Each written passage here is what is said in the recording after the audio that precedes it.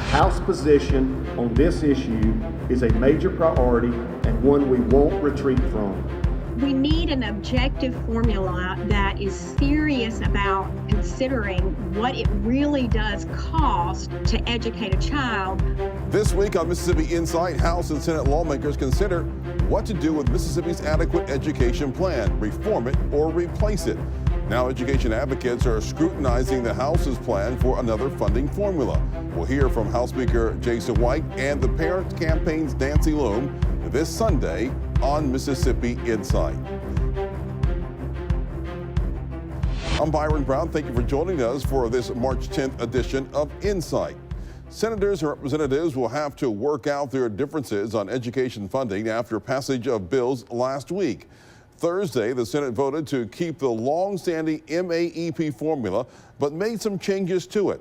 That follows House passage Wednesday of a measure that would create an alternative funding formula for public schools in the state. That bill drew skepticism from some lawmakers who claim the House authors depended on third-party policy think tanks to write it.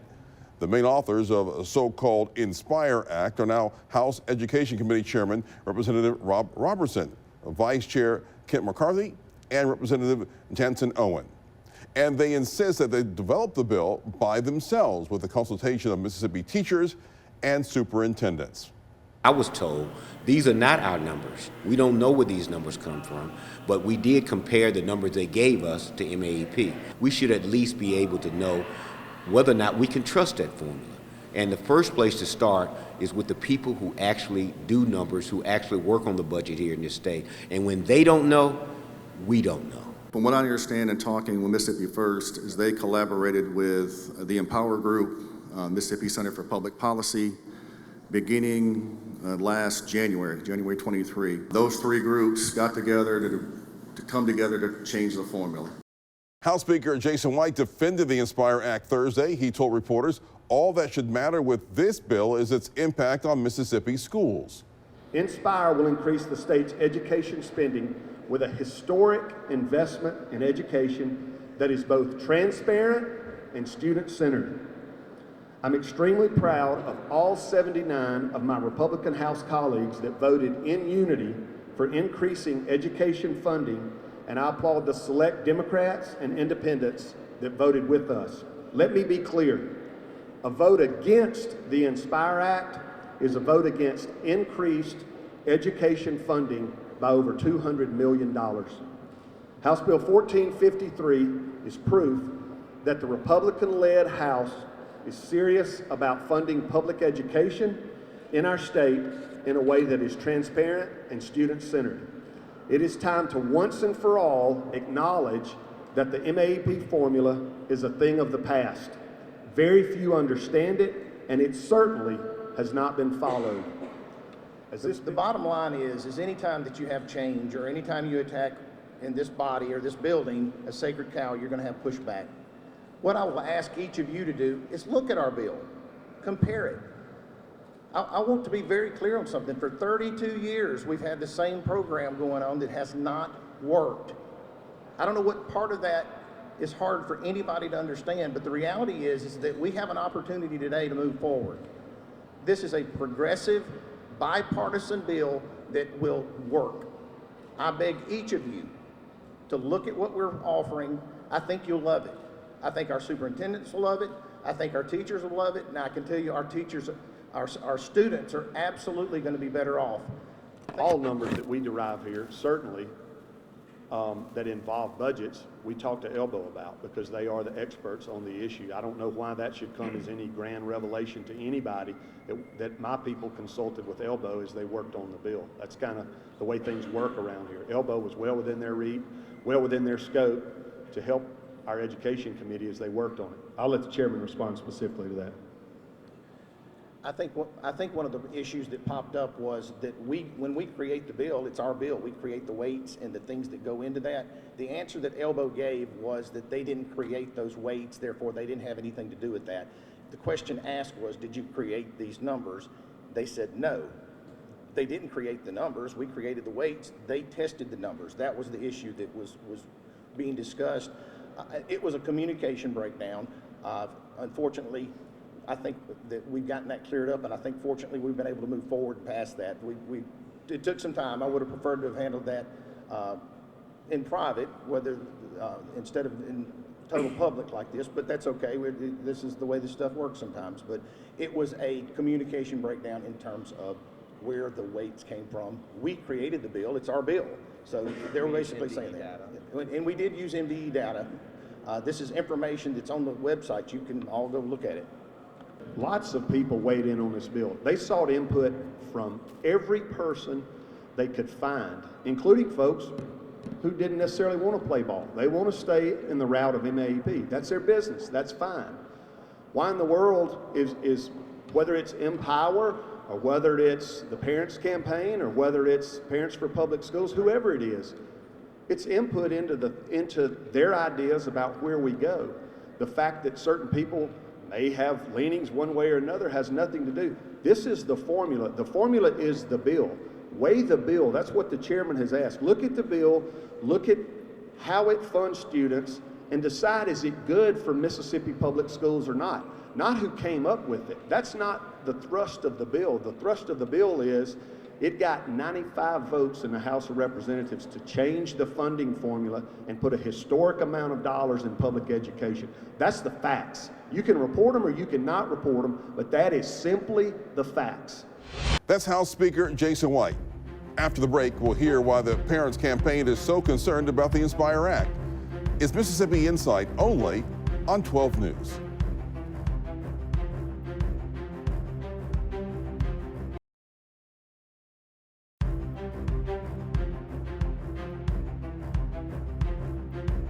Nancy Loome is a longtime observer of legislation impacting public schools in Mississippi.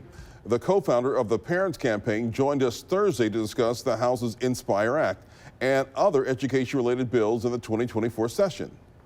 Nancy, you have voiced concerns about the proposed Inspire Act, which would replace the MAEP funding formula. Recap those concerns for us. Well, our primary concern with this bill is that it removes from state law the objective formula that computes what we call the base student cost. This is the cost of educating a typical Mississippi student. That means a student who does not have additional needs. The cost to educate that student to proficiency in core subject areas. So the current law has an objective formula to determine that number, and that is what drives the majority of funding to school districts. The proposal in the House would remove that formula and allow the legislature to just pick a number to replace it. And the number and this puts a number that they have picked into what we call the authorizing legislation, and that number won't change. The number that they have picked is the number that computed to the total amount of funding they want to spend. So it is not driven by what children actually need. It's driven by what legislators want to spend, and that's a very dangerous thing. They did improve the bill some by adding an inflationary component, but it doesn't go into effect until 2028. And so there would be 3 years of stagnant funding at this, what is a lower base student cost than is currently written into the law. And so that's our primary issue with the bill as it's written now. So you're saying that the bill that they're proposing now would pay schools less than the current MAEP? The base student cost is less than what the base student cost is in the formula now. Now, it does make some adjustments in the additional needs-based funding for students who require some additional funding for things like poverty or special education, or students who are learning to speak English for whom English is not their first language. And so there are some cases where districts in 1 year would receive more money than they are receiving currently with the underfunded MAEP. But we have no idea what that comparison would be in future years, because again, that the current law increases with inflation, with teacher pay raises. All of those things are automatically built into the current formula because there's actually a formula in law that computes that. What they have proposed would not change. It would stay stagnant. And so the funding, no matter what happens with inflation or with increases in the cost of health insurance or the retirement contribution, that sort of thing, school districts would not get any additional funding for that. So in future years, we're very concerned about what that funding would look like for school districts. MAEP has only been fully funded in 2 budgets since it was enacted in 1997. Is it time to seek alternatives? Well, actually the legislature has voted 4 times to fully fund the MAEP. In 2 of those years, we were in a recession, and so revenue didn't come in as projected, and so there were mid-year budget cuts, and the funding didn't actually make it to school districts. But the legislature has voted for it 4 times. And it is disappointing that they haven't kept up with that. And certainly no formula, even an objective one, is perfect. And so we're open to changes, obviously, but we need an objective formula that is serious about considering what it really does cost to educate a child, rather than having legislators just pick a number from thin air that yields the overall cost that they want, what they want to spend on education. It should not be driven by a budget number that is pleasing to legislators. It should be driven by what students really need. Yeah, the Inspire Act passed the House with overwhelming support. Why do you think it had so much support if it doesn't do what MAEP has done? And how do you think it's going to fare in the Senate? Well, that's a good question. Legislators in the House were given a spreadsheet that made it look like a number of districts would really benefit from this program. But again, the comparison was to an underfunded MAEP in the current year, not in the next year, which is when this would actually go into play. And it's not comparing it to the current law, which is what they would be replacing.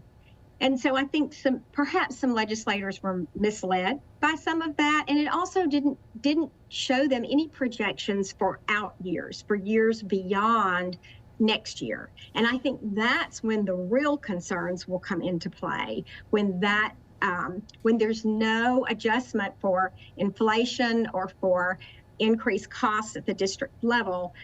And so legislators simply were not given that information. You asked about how I think it will fare in the Senate.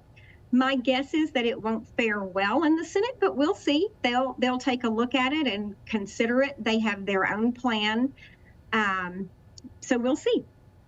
What all are you doing as far as talking with legislators to make sure that they have a better understanding of what the districts need? Well, we have raised some concerns. We've shared some of our concerns with legislators, and some of those have been addressed. But the primary one, which is the base student cost, has not. And unfortunately, I think that in part that is driven by a desire among some legislators to not be held accountable for the level of funding they provide. Currently, we have a number. We know what it is that is considered adequate funding for Mississippi school districts, and their constituents can have conversations with them about why it is that they are underfunding their schools.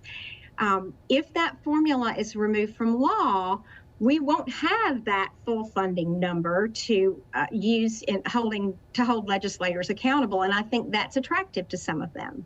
Your parents' campaign is urging lawmakers to act on other legislation, including an extension of the Critical Teacher Shortage Act of 1998. Explain what that law has accomplished in Mississippi and why it should be extended. Well, this is a law that simply allows districts to provide districts that are considered critical shortage areas where we're having, of course, all districts are having a teacher shortage, but some worse than others. And in these areas with very critical needs, it allows districts to offer some incentives for teachers to come and teach in their school districts. And like many bills, it has what's called a repealer that would sunset or end the bill on a certain date if that repealer is not extended. So the bill simply allows the law to continue to stay in statute. There's also some legislative movement on school vouchers, which parents might use to pay for private school tuition. Tell us what you're watching for on that front. Well, we oppose anything that takes state funding and uses it to fund private schools. Public funds are intended for public schools, and our Constitution says so. And we've seen what's happened in other states that have passed these school choice laws. Unfortunately, the research shows that children who leave public schools, who take these vouchers and attend private voucher schools, actually go backwards in academic achievement. They fare much more poorly on average than our public school students do. Also, what we're seeing is in these other states, overwhelmingly, the vouchers are used to pay private school tuition for children who already were attending private school. They're not moving into private schools because of the vouchers. They were already there. And so these states are just using tremendous portions of their state resources, their budgets, to pay tuition for children who were already attending private school. There's no benefit to the state. There's no public good in that expenditure of funds. And for example, in Arizona, that is costing them, it's expected to cost them $900 million this year to pay tuition for students who already were attending private schools. So that is simply, especially in a state like Mississippi, where our resources are so precious, and we need them in our public schools, that is just a terrible idea to use our resources in that way. What other education-related bills concern you this legislative session?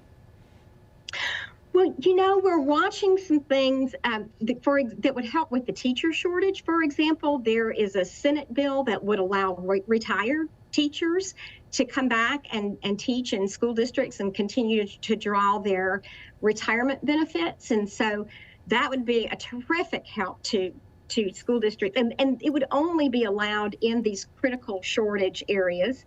So we are watching for that and hoping that that will pass. We're watching all of the school funding bills, of course. And then there are also some bills to strengthen some of the issues with our charter school laws and our ESA program that would, the charter school adjustment would, when a charter school student moves back into the home school district, the traditional school district, it would allow those funds to go back with the child to the traditional public school. That would be helpful. And then the tightening up of the ESA program, unfortunately, we have some of these ESA private schools that are not following the statutory requirements of that law. And so this tightens that up and says that they cannot continue to receive those state funds if they do not fulfill the statutory requirements. Nancy Loome, it's always a pleasure talking to you. Thank you for joining us. Thank you so much for having me. All right, and we'll be right back.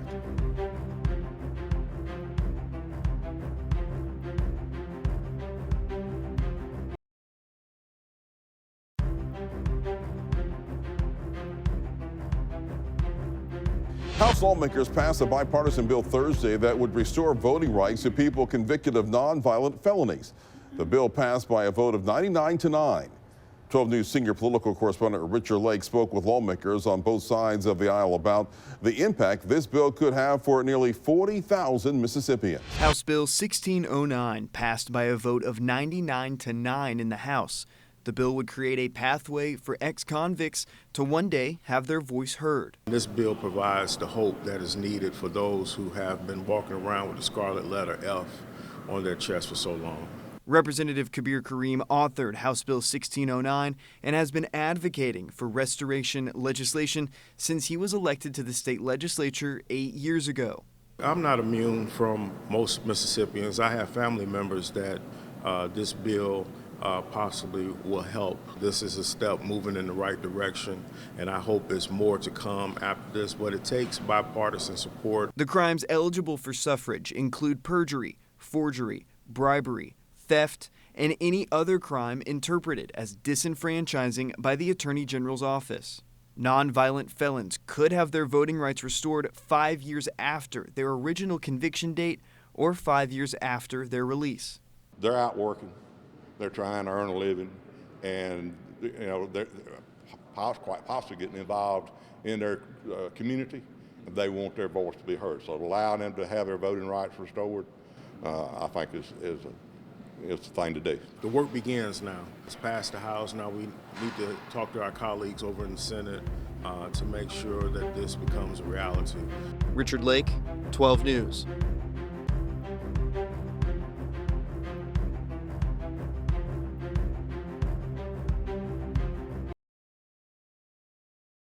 If you have comments or questions about today's show or a suggestion for an interview or segment, just drop us a line. Email our producers. The address is news@WJTV.com.